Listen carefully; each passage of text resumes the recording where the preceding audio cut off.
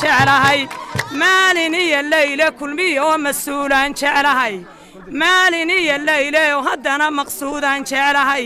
iyadoo ay bil iyo toddobaad kaliya uun ka harsan tahay waqtigii loo qoondeeyay in loo dareero doorashada Soomaaliland ayaa waxaa si weyn uga soconaya dhammaanba gobolada hawlaha shaqo iyo dardargelinta ay wadaan xisbiyada tartamaya waxaana xisbiga muxaafidka ee kulmiye uu maanta xafiis weyn ka furtay xaafadda October ee magaalada Burco xafiiskani oo loo furay haweenweynaha xaafadaasi October ayaa waxaa si wada jira xariga uga jiray gudoomiyaha garabka haweenka ee Togdheer Marwo Nasre Qalayax iyo siyaasi Cabdilaahi Yuusuf oo kamid ah saraakiisha xisbiga kulmiye iyo mas'uuliyiin kale waxaana dhammaanba mas'uuliyiinta halkaasi ka hadashay xuseen ahmiyadda uu xafiiskan u leeyahay haweenka xaafadaasi taynoo taala waxay tahay muddada yar ee dhow inaynu siino codkeena kulmiye Muuse Biixi Cabdi xafiiskii haweenka ee xisbiga kulmiye waa xuduntii xisbiga waa xaafadii October waanu ku faraxsanahay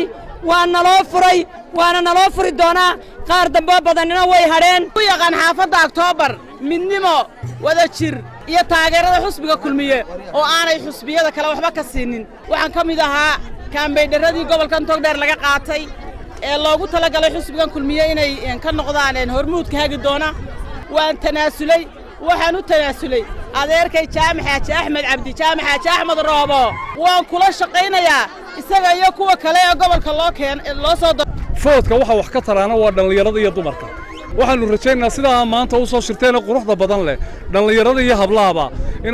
ina maalintaana u shaqaysaan haddii Ilaahay ka dhigo aad bay noo farxad gelinaysaa caawa inaanu xafiiskan furno annagu haddaanu nahay reer Togdheer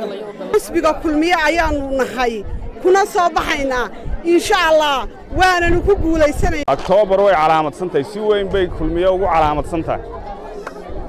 waxaan xasuustaa doorashadii 2010kii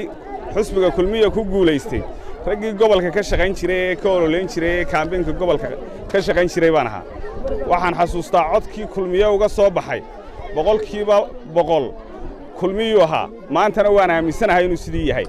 dhinaca kalena siyaasi Cabdilaahi Yuusuf oo kamid ah saraakiisha xisbiga kulmiye ayaa qadar sharaf ku maamusay in ka badan 200 oo xubnood oo isugu jiray aqoon-yahanka dhalinyarada iyo haldoorka xisbiga muxaafidka ee kulmiye gobolka Togdheer waa Xabiib Ciga Xasan Universal TV magaalada Burco.